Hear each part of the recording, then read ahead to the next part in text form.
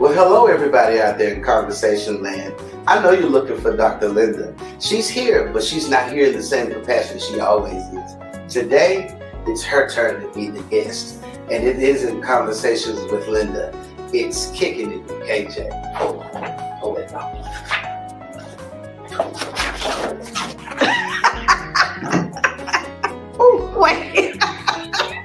Wait, you just gonna take over my show? Oh, most definitely. Hold on, let me finish. Oh, okay. Listen, I hope that you got your popcorn ready because today we've got to find out the heart, the personality, the persona, everything that we can find out about Dr. Linda. We're going to find that out today.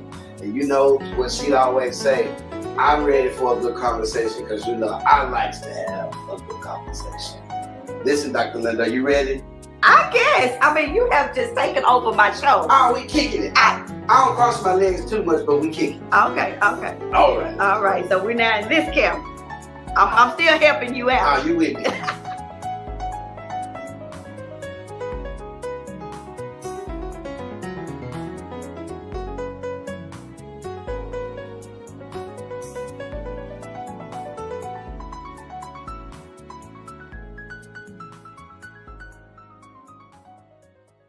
Well, today we have Dr. Linda, the graduate of Lemoyne-Owen. She's also a graduate of U of M, also got her doctorate at the Memphis Theological Seminary. She wears so many different hats, you guys. You got to know that she is a mental health therapist. She's a licensed therapist. She's a pastor. She's a mentor. Participant with La Carey. She's an entrepreneur. She's an author, a women's activist. She's a lot of things. This is a long, extensive list here. And you forgot the most important. You're a mother. Come on, let's go with it. And auntie, a wife. A grandmother, and a wife. Wife. There you go. I've been wifing a long time. So here's the first question I've got to ask you. What is driving you? That's a lot to be doing. What drives you? Okay, so you know, I got to talk to my chit-chatters right now. Come on, let's go. Y'all know I'm feeling very vulnerable, right? I'm feeling very vulnerable because I am letting my son, Kevin Jr. KJ, interview me.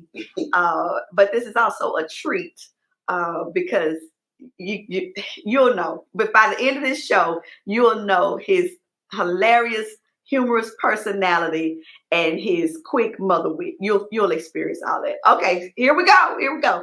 Okay, what's your first question? So you got to stay in character now. Okay. Oh, I'm sorry. So what is driving? How are you accomplishing all of this? What has got the gas in your car and the pedal to the metal that keeps you going in all of this? So it's what's been driving me all my life. Okay. I believe that we are here on earth as spirit beings having a human experience, and it's supposed to have purpose. It's supposed to have meaning, right? And the up and down side of that is it's a brief experience. So all my life I have been moving through life very conscious of my life is supposed to have purpose and meaning, and I only have a short time to make that happen. So let me be intentional about all my steps. Certainly. Yeah, since I was young, I've had that. But now that's something because to be intentional, it would almost mean that you knew what steps you were going to take and things of that nature. So let me ask you this question. Okay. Although you wear a lot of hats, they're vastly different. Yeah. Matter of fact, I left one out. A lot of people don't know you used to be a radio personality. Yeah. So how did you adjust wearing these, going from a college student in Dallas, Texas, to being a radio personality? How did you adjust? So when I said life is all about purpose and meaning, I believe, and I said we are spirit beings having a human experience. I believe all of those experiences and all of these hats I wear are God ordained. I believe that what I have had is an ear to hear God for the next step. I didn't know it in advance. I was always intuitive to when God said, go here, I would just go. I was just adventurous enough to go. And so when I even talk about life having meaning, purpose, and it's brief, I also believe it is an adventure. God lets us have this beautiful adventure if we're crazy enough to just hear him and just go. Ooh, and wait so, now, wait now. Okay, I like okay, that. I like okay, that. okay. You fit the shadows. Okay, all right. Lord. Ooh, I get excited when I talk about this kind of stuff. Slow down. Because she fit the shadows. We got more questions. Okay. But I like that. I like that line of thought. It's provocative for where we're going. It's going to unearth some things for where we're going down the road. But now I done known you for a long time. What? I'm so glad you're on this show today. I have known you for a long time, and if we're talking about hats, we got to be honest, girl. You have worn a lot of hats. Where did you get that? So what I want to know is not one of my hats. She don't remember because she don't know where I got it from. What I want to know is, what was the hat that you felt like was a hat you really didn't ever think you were gonna wear, and was like a hat for you? Like you had to be like, oh my gosh, I can't take this you is seriously. the hat I'm wearing. I can't take you seriously with that. Cause see, I know you was a third row girl at Riverside, the Baptist church, where on anniversary Sundays. Okay, she used to have a hat that be brim low like this. No, it was not. No, it was not. They come in, they walk in, people be giving them love offerings and things. I be sitting there, she be making sure my suit and stuff was together. I couldn't chew gum. I couldn't do nothing. She come in on that Sunday and sit down. But this was one of the hats you wore. People don't know you were in the choir. For a minute. Yeah, I was in the choir growing up. Yeah, you were in the choir. But then at Riverside, I was in for a minute. And you know why? You know that when I got in the choir, that was really an act of rebellion. Really? Because I didn't want to be in the box of first lady. So I didn't want people to say, oh, you're first lady, you can't do something. Right. So for a moment, I got in the choir. Nobody knew that now. I never said that. But I got in the choir saying, I'm going to do whatever I want to do. Were you a good choir member? No. Really? I wasn't. What? Because who's your business? I'm just playing. Okay. But can I tell you that the hat that caught me by the most surprise was that of being married to a preacher. So this one that I got on was it. You nailed it. Because I never in a million years, I thought I was going to be married to a corporate man. And we were going to live corporately. Corporate. I was going to have me some corporate kids. Corporate. I came through the 80s. And in the 80s, it was all about graduating and getting you a corporate job. You wanted to work at IBM. You wanted to work at Texas Instrument. I came through that era. So what you're saying is, as a girl, what the life you live now legitimately wasn't your dream. No. What was your dream as a little girl? To get me a corporate man. My dream was always to get a good education. Right. Because I wanted to make my mama proud. There we go. Okay. I felt like, I'm the first one of her 5 children to go to college. And I'm a baby. So I wanted to make her proud. Because she valued education. Okay. And she had been so limited in getting education. So she really valued it. But no, I thought I was going to be the corporate girl. I was going to be Miss CEO one day of somebody's company. Sure. I was going to have a CEO man.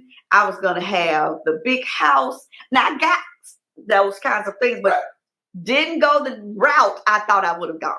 So as a girl, as a young girl, show me what that looks like. You're 12 years old and you're living life with your mom. Because see, we know her now. We call her Gambit. That at 12 years old, she was fully our mentor. Absolutely. And so I can understand why you have those structured dreams. Right. But to tell us, give us an idea of what it looked like to be in the life of Linda Cade at 12. Oh gosh, not 12. That's the wrong age to pick. That's the wrong age. That's right in the thick of things. That's in the thick of me coming into my real girl. Yeah. That's when I started, by 13, I was wearing a full face of makeup. Come on now. I was 13? Yeah. Full face of makeup? Yes, sir. Come on now, tell me the truth. You gotta realize my mother was older. Sir. She had me. She was already older when she had me. So she wasn't as strict on me as she was on my siblings. Right. So by the time I came through, it was like, okay, as long as you take care of yourself, make good grades, then you can do all that other stuff. Right. So by 14, I'm dyeing my hair. So wait now. You and your mom had an amazing relationship. We really did, because I was the last one at home. So this budded when you were young, or was this a budding relationship as you got older? No, it started when I was a little girl. Okay. Because I was the last one. Okay. So I was the one that went to church with her, all her district programs. Y'all churchy folk, y'all know what the churches used to be a part of a district. Right. I was with her. The siblings, my siblings were dating and not wanting to go to church, all of that. Okay. I was going with her to everything. I was sitting in prayer meeting with her when my mother, prayer meeting used to be where they get on their knees and pray. And I would be sitting in the seat. So I learned how to pray because my mama could pray so well. So big question. Okay. Right now, and I know that sometimes can be a touchy subject here at Thanksgiving and all of that. What is the one thing that she taught you that you value the most? So she said, and I tell you all this as well. She used to always tell me, your life is like a garden. Whatever you want to come up in it is what you got to plant. Because you got to be intentional about planting what you want and not planting what you don't want. Because whatever you plant is what's going to come up. And she would say, and because it's a garden, you got to keep your life. So you got to pay attention when weeds start showing up, and you got to pick those weeds out. Otherwise, they're going to smother and kill whatever you've intentionally planted. Certainly. That has always stuck with me. So this intentionality has always been a theme of my life. Certainly. Yeah. So where she's concerned, and we'll make this our last question regarding that. Where she's concerned, what was it for you that you said, I have to do this to make her proud? It was something that she had to see for you. So it was definitely getting my first degree. Gotcha. So, I started school. I went to college early. And then, of course, life happened and I had to drop out. But I always had this burden that I got to get back in school and I got to graduate because she's got to see me graduate. Gotcha. So that first degree was for her. Now, the next two were for me. Gotcha. But the first one, I take that back. The second one was for you and your sister. My second one was, I got to let them see or help them to know that while you got, no matter what life throws at you, you got to keep going and reach for the sky. Don't settle where everybody else is settled. And then the last one was for me. The last one was for me. Why was the last one for you? Because that was the impossible. That was the impossible. I'm a girl from the hood in Dallas, Oak Cliff. So to get a doctorate degree, that was huge for me. We only have one other family member in all of my family with a doctorate degree. So that was huge. Last question. Okay. On this journey, this journey of life, what is the craziest place that you, and when I say craziest place, not a place of struggle, but just a place where you landed, where maybe you were doing something or working in an area or something of that nature, where you say, there's honestly, I just don't know what this could possibly. I remember when you were you bought a piano and you were at home doing the piano lessons and things. Just where was that? What is that place in your life where you say, wherever you were in time, that you just say, you know what, I really don't. You may know why now, but at that time you were like, this has got to be the craziest place. Okay, so for me, probably was two places. Doing radio, because that was, when I tell you nowhere, God spoke it to me. I put it on my vision board, but I didn't know how I was going to get there because I had no experience, had never been in a radio station. Certainly. So, and that just kind of happened overnight. And the second was preaching.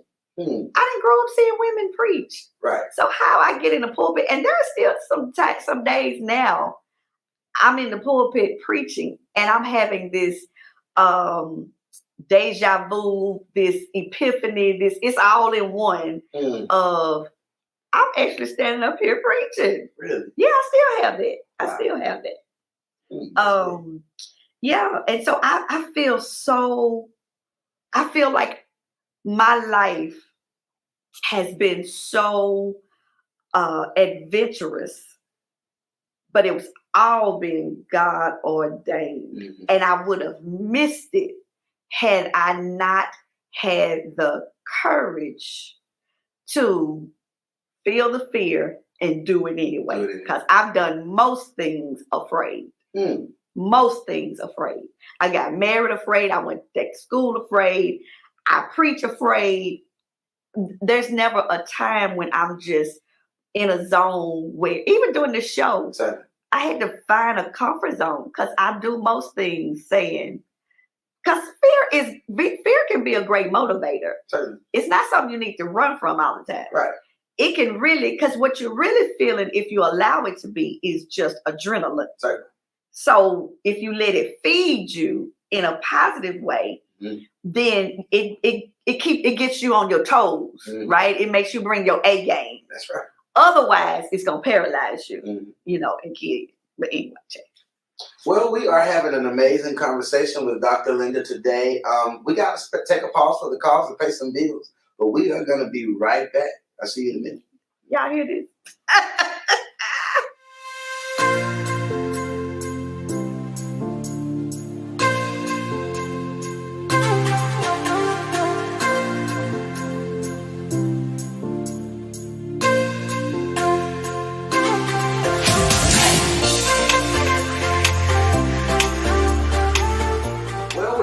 Welcome back to Kicking It with KJ. It is not Conversations with Dr. Linda today. We are talking to her, but this is not her show today. It is a total KJ takeover. Come on, let's finish this conversation. Yeah, you really have taken over. You changed the name of my show and everything, but I'm here for the ride. I mean, I kept the, I'm here for the ride. Okay. So I want to go back for a second because I right before we took off from the for commercial break, you were talking about how you never saw yourself really preaching. That's a fearful place for you. Mm-hmm. When was the moment that you just knew beyond the shadow of a doubt? Okay, I'm called to preach. I don't know that I can say it that way, but I can say the day. I remember the day.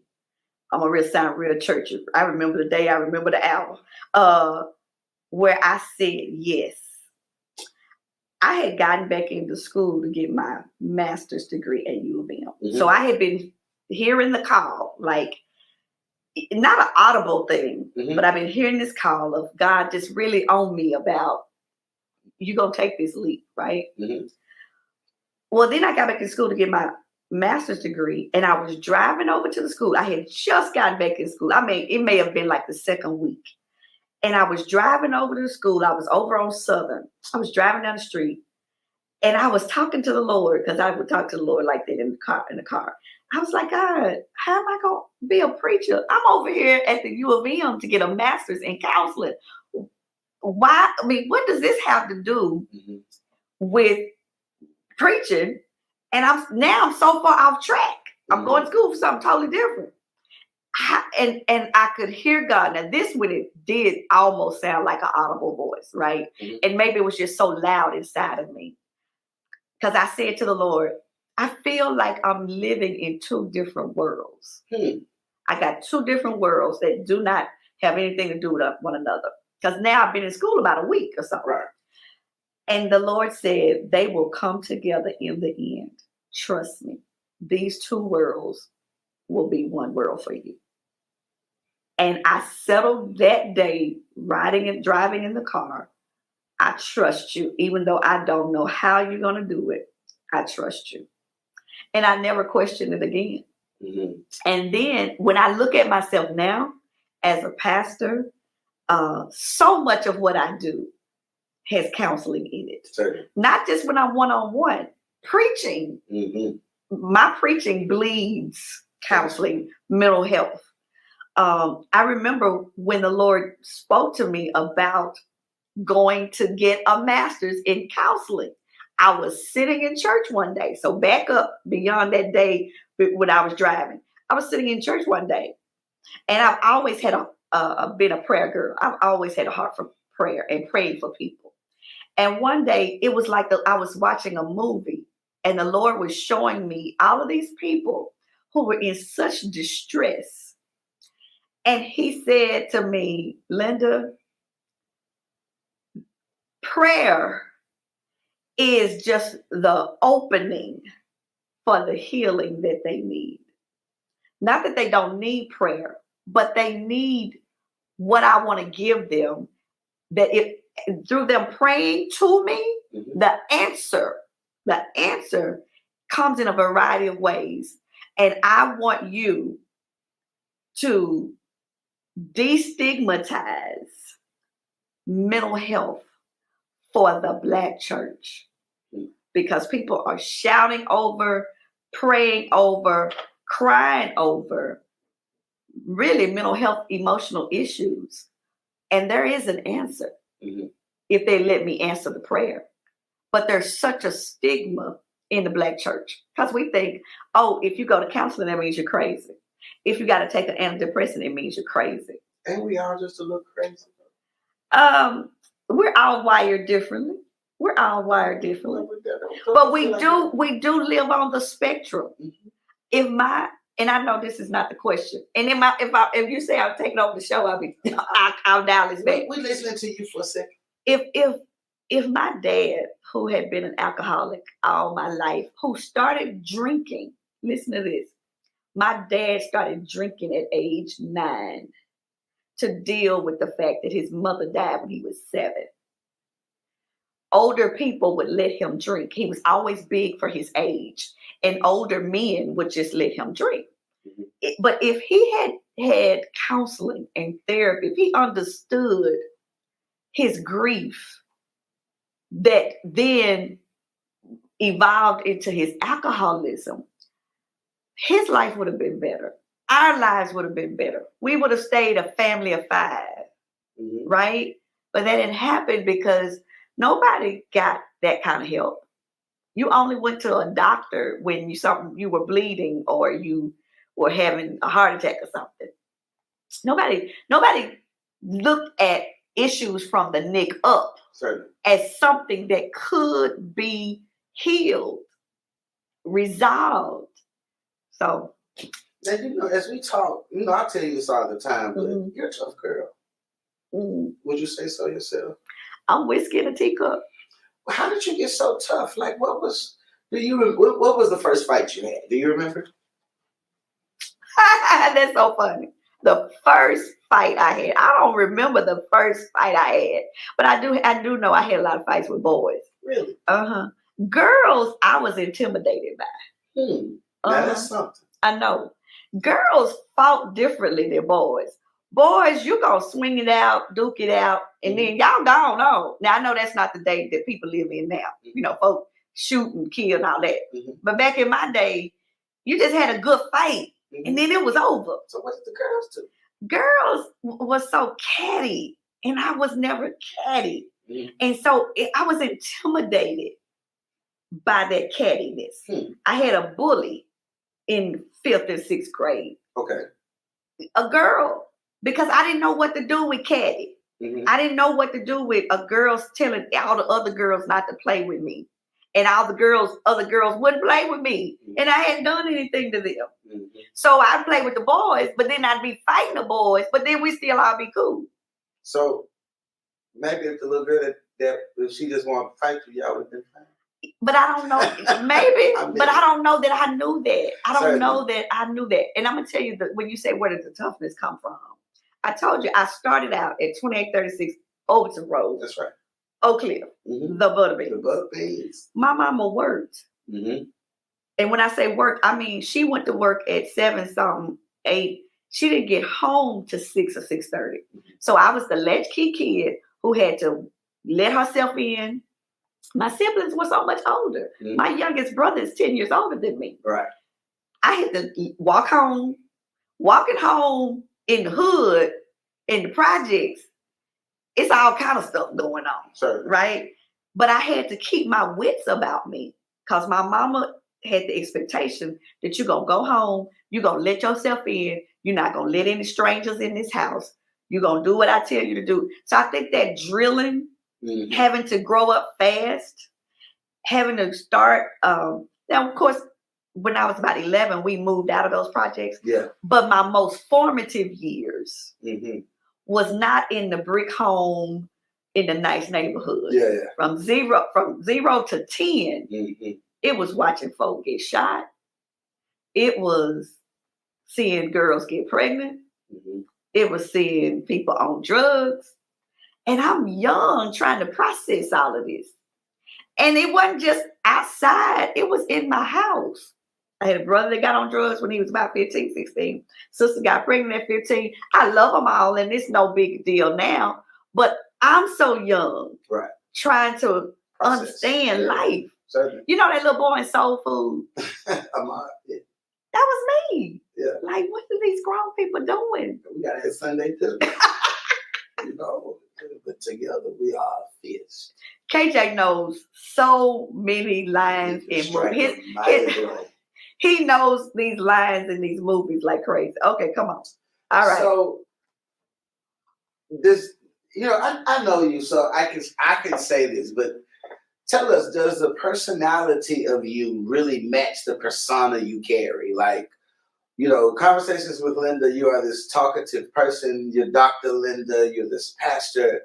Are you really this talkative, outgoing person, or who are you really? Would you rather just be at home and be quiet, or do you like being entertaining and in front of the people? So I'm a learned extrovert. Okay. My nature is quiet. I was the one in my big, huge family, and you know this. Everybody's loud, right?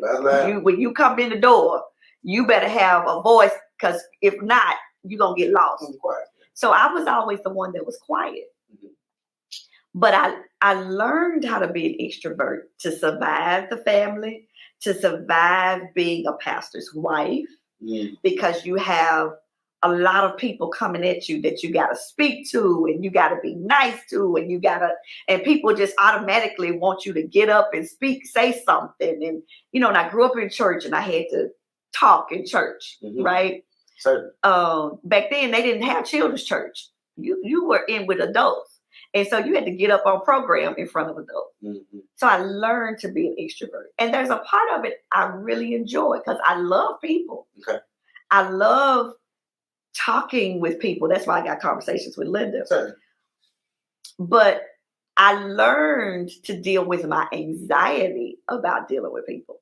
People don't know this, but even now, there are some days I have to talk to myself before I come out of my office to say, especially if I'm not going in right where service is going on. Right. If I'm just going in a casual setting, I got to say, okay, now girl, you got to go out here and talk. Don't just walk through people and not talk, because the introverted side of me will come out if I don't do that. Yeah. But like I said, this did bring me to a really good question now. Okay. Because I've been just watching you and seeing what's going on, you know what I'm saying? And I don't feel like you are, but I just gotta ask, because here's the truth. You're doing a lot. Yeah. Are you tired? No, I'm living my best life. Okay. I'm just asking.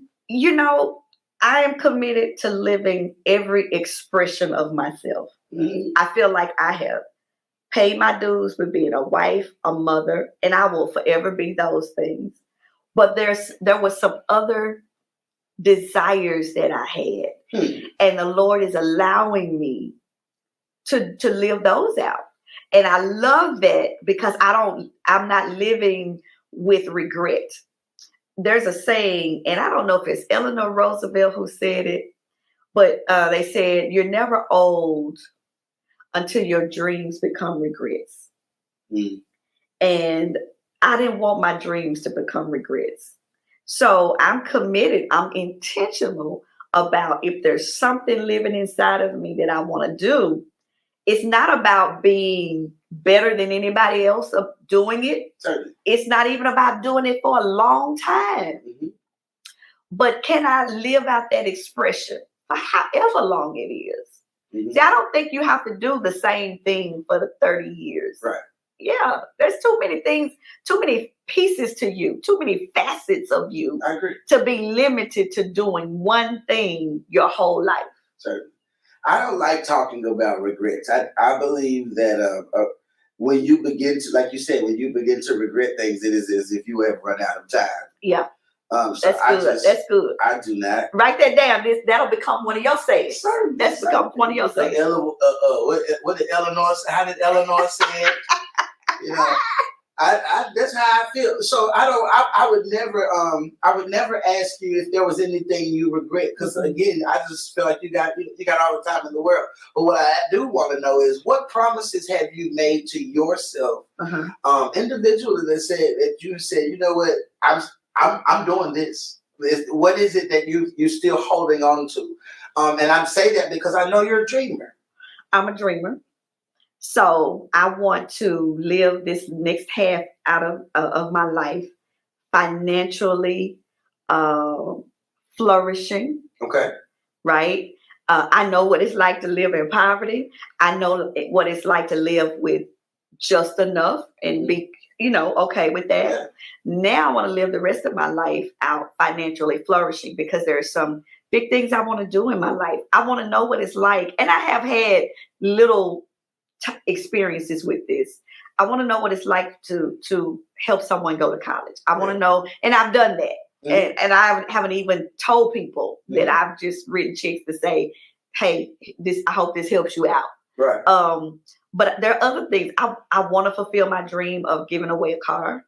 I've given away a car before. I didn't give it by myself. New Life did it. But it's certain. So those little things. Now I want to do some philanthropic things whenever I just am led to do it. I don't have to open up a philanthropic corporation per se, even though I do have now, my 501c3 Linda Willis Cares. Yeah. All right. So I am going to be doing some things like that. But I'll be your first person. You always wanted the first, what we call it, fresh start offer. Because I'm the only person. No, put this on camera. I'm going to be the first person to receive it, because I'm going to be the only one that comes back. They get that stuff and go on. But yeah, so I want to know what that's like. I want to be able to not be about me. Okay. But when I want to bless somebody, I can just do it. Certainly. I want that. I think that's a big thing, because in our community, we need more people who are looking to bless people without being or having to receive something to be a blessing. Absolutely. It's difficult out here to receive help without someone looking for something in return. So I think there are a lot of people who would benefit from Linda Willis Cares. I'm looking forward to all that. Yeah. You got a lot going on. I do. And I want to travel some more in this world too. Okay, certainly. I plan to go to Africa next year. We gotta go together. Okay, then. I'm trying Let's to do it. Come on, we all can go. We can go on a church trip. With that said, we legitimately have to pay a few bills, because if you want to go on a church trip with us, you might need to put your money aside today. Start today. 25 cents today will have you almost ready by next year to start looking for tickets. But we got to pay a few bills on this show, Kicking It with KJ, because we don't have the same budget as Conversations with Linda. I'm having you really, you're doing the most, right? I'm doing it on purpose. Okay. Y'all see that picture there back there? That's my dad. He's not here today, but I want to just say that I love him because we are, I just got to give him a shout out, because I don't really get, a chance to be in front of the camera often. We're having a good time. This conversation is not yet over. When we come back, we got some serious things to talk about, because I got some questions that I have just got to ask Dr. Linda. Hang with us. We'll be right back. I hope you got your popcorn.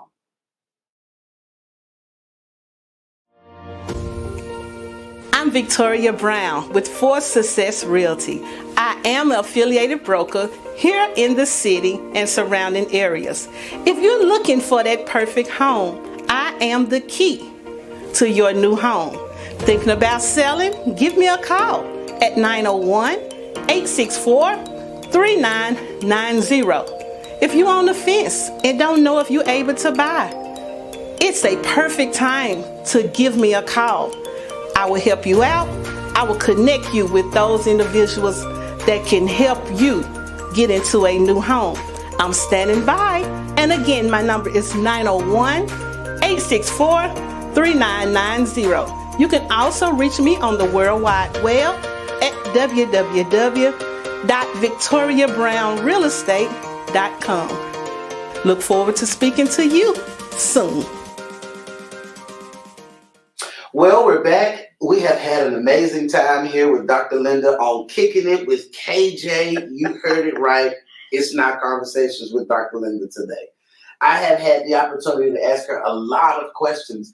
I still got a few more questions, though. So I hope you got your popcorn, put your seatbelts on, because now it's time to get real. Y'all ready? Let's do it. You ready? I think I am. I'm a little nervous now. Okay. Let's do it. What? So you've been in this world of wearing hats for a long time.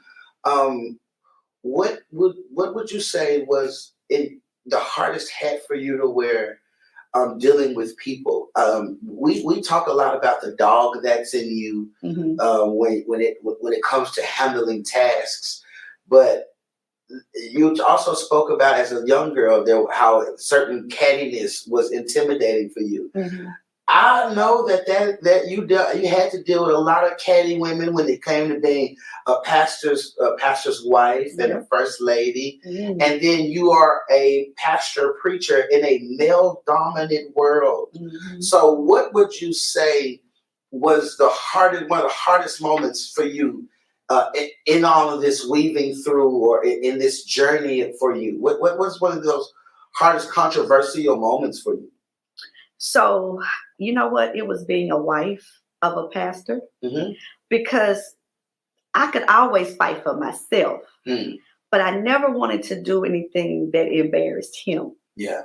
And so having to watch him go through things Mm-hmm. and wanting to fight for him Mm-hmm. and wanting to fight like street, because there is a side of me. Street. Yeah. Y'all heard that right? The street. Y'all just play. What I'm saying is, you want to take the gloves off. That's right. And not just be churchy and using churchy language. Certainly. And that was so having to keep all of that, go to church, keep the first lady face on, Mm-hmm. knowing that you had enemies, and he's such a diplomatic guy. Certainly. I mean, he just He's gonna try his best. Yeah, I mean, and it was hard for him to know, not that he felt he was perfect, Yeah. but to feel, why are people so venomous? Yeah, certainly. Because he's not a venomous person, No, I agree. right? And so that would make me want to say, come on, we're gonna get them. Mm-hmm. But having to say, okay, Lord, you obviously are doing something big here. We're learning, all of that. Yeah. Is keeping all of that together. Who was?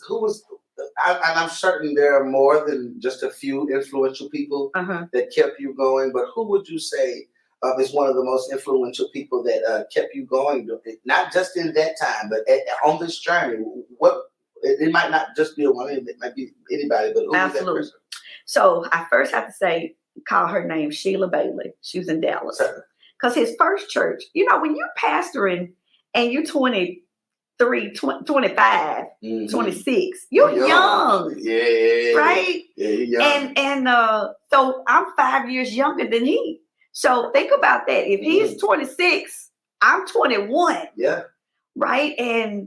But Sheila, she was this larger than life. She and her husband, Pastor E.K. Bailey, they were larger than life. They had mega church when we weren't calling it mega. Mm-hmm. And she took out time with me. Mm-hmm. And she even came to our 2-bedroom duplex house and talked to me, because I was so frustrated. So this is long before we got to Memphis. Mm-hmm. And she was like, Linda, you got to do this, you got to do that, because you do have to take your husband, and how you think you are helping him may hurt him. Mm-hmm. And I will forever say Sheila Bailey taught me grace. Mm-hmm. How to handle people with grace. I had the grit. My mama gave me grit. I had that mama who said, girl, you better speak up for yourself. Right? But Sheila taught me grace to be able to hold my head up, handle people, be cordial, not fake and phony. Right? She taught me that. Okay. And I think in her words, but even in how she handled me, for her to be this larger than life person, it would be like, I guess somebody would say, Sarita Jakes coming to their house. Because to me, she was just that big. Sorry. Yeah, that's where I got that. Early Martin taught me another level of spiritual authority that I didn't know. I didn't have that growing up. I knew church, right? But she taught me those principles of walking in spiritual authority and power, and your words having power. She taught me all of that, right? And then there were some men along the way. Of course, your dad. I gotta say this to about my husband, because he is my husband, but he has really mentored me. I started so young, so he was preaching already, even though he was only 5 years older than me. I learned so much, not by him sitting down at the table telling me, Linda, this is what you do, but watching him, because he was so serious about the word. He was so serious about prayer. And it made me want to be that kind of preacher. And I told you, he has the art of diplomacy. So it made me learn diplomacy with people. So, I mean, I've been really, really blessed. So same question, but let's reframe it. Okay. When you first get to Memphis, it's a little city, but it's a big world for you. Oh, yeah. Because you don't know anyone. It was a lonely world. Certainly. Who was that person in Memphis that bridged that gap coming in? So Deborah Peppers was my first friend. Okay. I needed a beautician, and I think my mother in love told me about her, and I went to Deborah Peppers. And then through Deborah, I met everybody else. I started meeting people, but I was so lonely because I was away from family, friends. I didn't have what most people have here, where they say, I went to Melrose, I went to whatever. I didn't have that. So when I talked about school, nobody could associate. So I didn't talk about it. Right. Sure. And then I had to get over probably my stereotype of Memphis. And I remember hearing it in my own ear when I was talking about it. I used to say, Memphis is so small and Memphis is this. And then I had to hear myself saying, girl, this is where you live now. So you got to stop comparing Memphis and Dallas, Certainly. Yeah. Now, we still on the path to these tough questions now. Okay. Ooh, so let me get my sip. Okay. What? We live in a world of DMs, text messaging, inboxing, all of those things. But that is only a mirror of the things that we used to do in private. Okay. How have you been married all of this time, outside of just being a pastor, kept your house, your marriage with the flame and still going in the midst of having this prominent man who is always preaching and always on the go? And like I know, on one end of that, women love prominent men that are taken. Right, right. And I'm not speaking ill of women. It's just it's the scenario. And in the church world, those prominent men love the praise from those women. Absolutely. So how have you balanced that? And for a few seconds, teach a lesson there. How have you made all of that work? So a couple of things. One, we didn't go through premarital counseling because we were doing that probably back then. Okay. But we did have one conversation with his dad right before we got married. Okay. And he said to us, sitting in the kitchen table in LA, he said, you two are marrying each other. Nobody else is marrying in this marriage, right? So you all have the responsibility of being committed and true and faithful.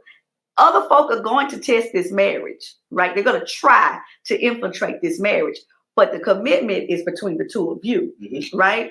So my philosophy has always been, I'm not going after another woman unless she directly in my personal space disrespects me. My fight ain't with her. my fight is gonna be with you, buddy. Right? Because the commitment is from you. She can't do any more than you let her. Okay. So that's always been my philosophy, is I wasn't gonna be, doing a drive-by, calling no woman saying you did this, or why you. She had to be in my space. So, fortunately I hadn't had that. Certainly. Right. However, we always were able to talk. It was not, the elephant was dealt with in the room. So if I saw something that was uncomfortable, and this was our pact with one another, if I saw something that I felt was uncomfortable, like you two doing too much he and ha and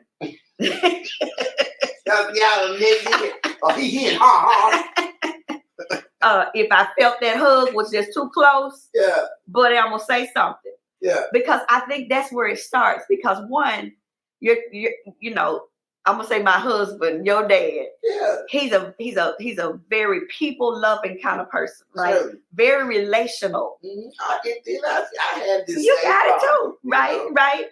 But it's not mine. His problem. It's not my problem. So I had to be able to be comfortable saying, baby, that may have been comfortable for you, but that wasn't comfortable for me. I'm gonna need you to put a few more feet distance right there, right? So that meant we had to be honest with one another, and I believe in that. You're just not gonna get to be where we are in 36 years of marriage, as on these platforms that we've been on, certainly. Right?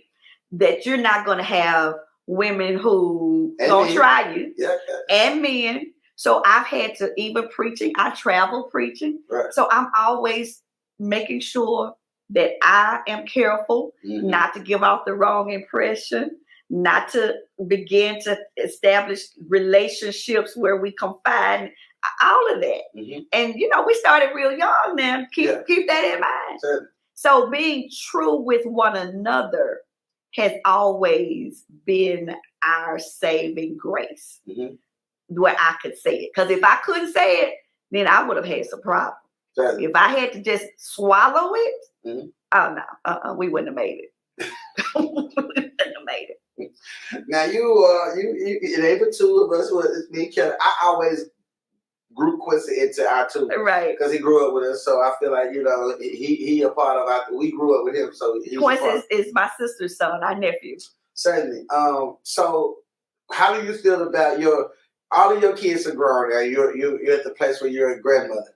How do you feel about your motherhood? I always, like I just said earlier, we don't do regrets. Right. So there are no places where, I wish I could have done this, or I wish because I think Kelly and I have turned out very, very good and well-rounded adults. But how do you feel about motherhood now on the backside of it? Because for so long you are dealing with motherhood in a real life, real time. It's real time. It's like right here, and whatever you're dealing with as a woman or as a pastor, as a person, you're dealing with as a mother too. And Absolutely. We're right there in the thick of it. What do you feel about it now? So it's where I have been the most unprepared. Okay. But now on this side, feeling I've learned the most. Certainly. I was unprepared.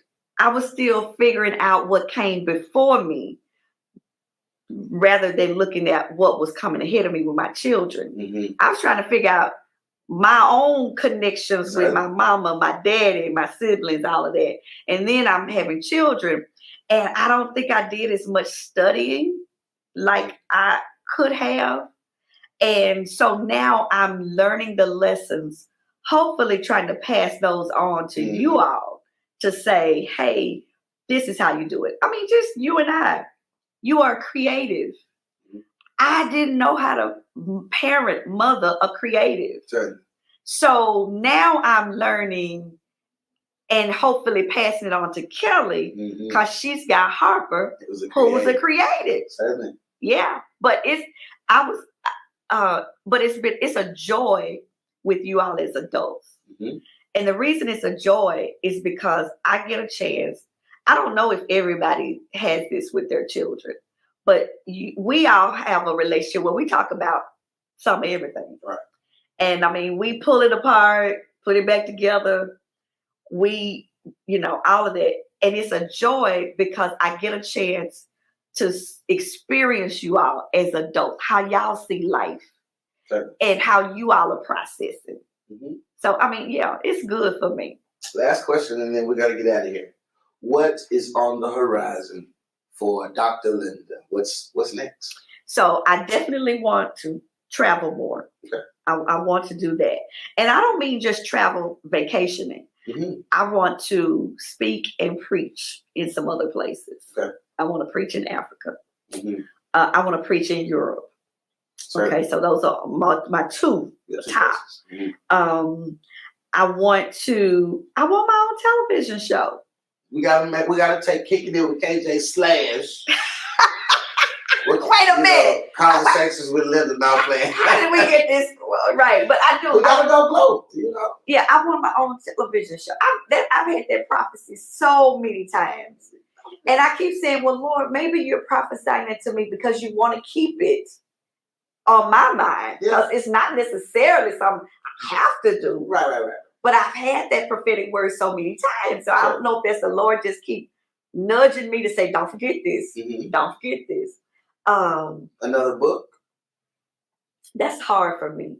Really? It's in me, but the discipline of sitting down and writing is where I'm challenged. Okay. And that's probably because everything now is so quick, social media, all of that. It's easier just to get on the camera and say something. What you gotta say. Than to sit down. But what I do know is the written word lasts much longer.